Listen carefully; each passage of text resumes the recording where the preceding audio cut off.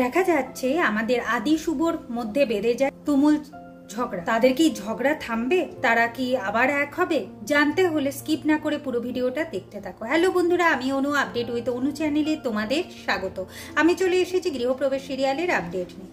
গৃহপ্রবেশ সিরিয়ালে তো দেখা যাচ্ছে শুভ কোনোভাবেই দরজা খুলছে না।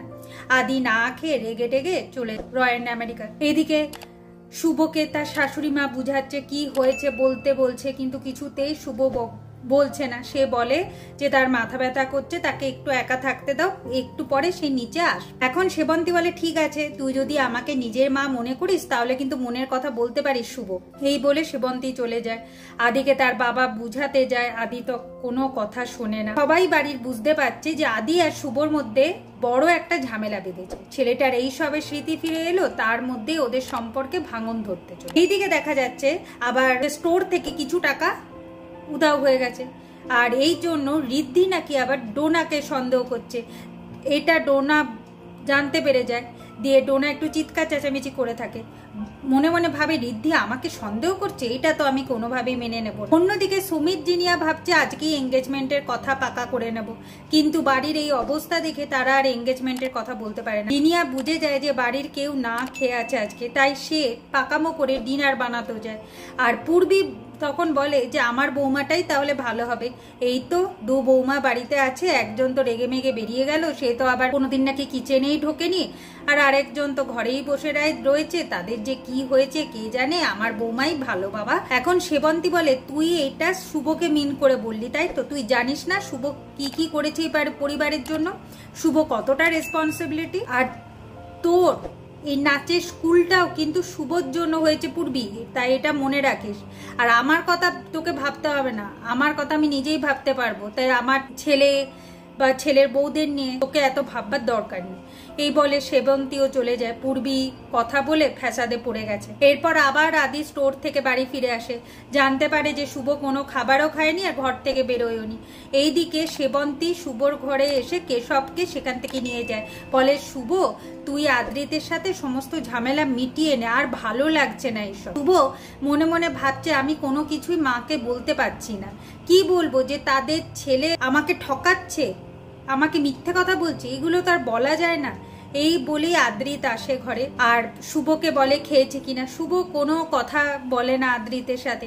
আদ্রিত শুভকে সত্যিটা বলতে যায়, শুভ শোনে না। শুভ জামা কাপড় বের করে আলাদা থাকবার ব্যবস্থা করতে থাকে। আদ্রিত তখনই রেগে যায়, দরজা বন্ধ করে শুভকে বলে আমি বলেছি না আমার দিকে তাকাতে, আমার দিকে তাকাও। শুভ তো আদ্রিতের দিকে তাকাই না, সে বলেই দেয় যে তার বিশ্বাস ভেঙেছে, শুভ তাকে মোটেও পছন্দ করে না। এরপর আদ্রিত রেগে যায়, বলে যা কিছু হয়েছে সবকিছুই শুভর জন্য। শুভ যদি সন্দেহ না করত, মোহনাকে নিয়ে ইনসিকিউরিটিতে না ভুগতো, তাহলে তো আজকে আদ্রিতকে মিথ্যা কথা বলতে হতো না। শুভ তখন বলে ও আচ্ছা সবই আমার দোষ, যখন আমারই সব দোষ, আমারই ভুল, তাহলে আমার সাথে থাকার তো কোনো প্রয়োজন পড়ে না।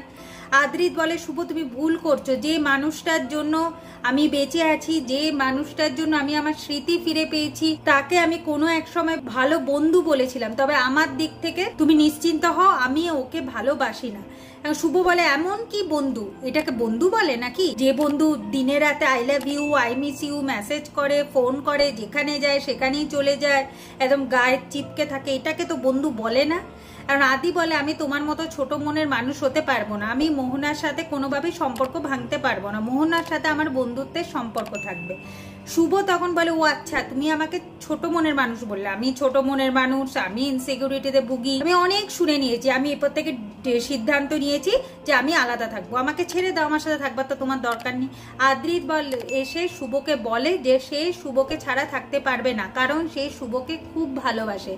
আচ্ছা তাহলে সেই বা বেঁচে আছে কেন? এর থেকে তো না বেঁচে থাকলেই তার ভালো হতো। আচ্ছা শুভ তুমি আমাকে মেরে ফেলো, আমার আর বেঁচে থাকতে ভালো লাগছে না। এরপর শুভ ভেঙে পড়ে, সে বলে যে আদ্রিতকে সে খুব ভালোবাসে, অন্য কোনো মেয়ের সাথে সে তার স্বামীকে শেয়ার করতে পারবে না, তাই সে এসব করছে। এরপর ও দুজনের মধ্যে ভুল বোঝাবুঝি মিটিয়ে তারা একে অপরে জড়িয়ে ধরে আর রোমান্টিক সময় কাটায়। এইভাবে আজকের পর্বটা শেষ হয়ে যাচ্ছে। আশা করি আজকের পর্বটা তোমাদের ভালো লাগবে। ভিডিওটা ভালো লাগলে লাইক, শেয়ার ও সাবস্ক্রাইব করে দিও। ভিডিওটা দেখবার জন্য অসংখ্য ধন্যবাদ।